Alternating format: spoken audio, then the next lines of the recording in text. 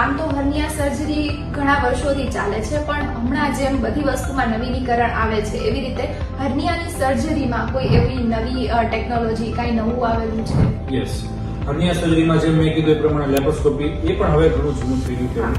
પણ લેપોસ્કોપીની અંદરમાં પણ આપણે અલગ અલગ પ્રકારના જે ટ્રીટમેન્ટ ઓપ્શન્સ છે એને આપણે ઇન્ટ્રોડ્યુસ કરતા હોઈએ છીએ. અને હર્નિયાને સમજવાની જે આખી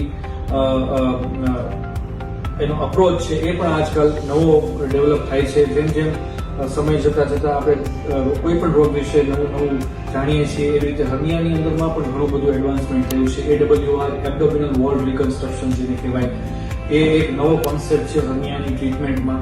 સેકન્ડલી આપણે રોબોટિક સર્જરી પણ આજકાલ એમાં ઇન્ટ્રોડ્યુસ થઈ ગઈ છે. Of course robotic surgery is a laparoscopic surgery but a little advancement in the treatment options.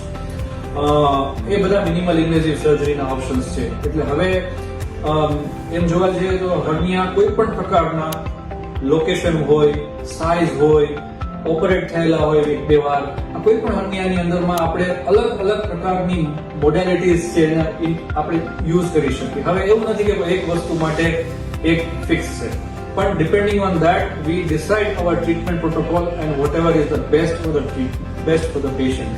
ક્યારેક ઓપન સર્જરી એમના માટે ખૂબ સારી હોય તો આપણે એમને ઓપન સર્જરી કહીએ. લેપોસ્કોપિક સર્જરી થઈ શકતું હોય તો we have all the equipments and now available treatment options કે આપણે એને બેસ્ટ ટ્રીટમેન્ટ વર્લ્ડની જે હોય પ્રોવાઈડ કરી શકીએ.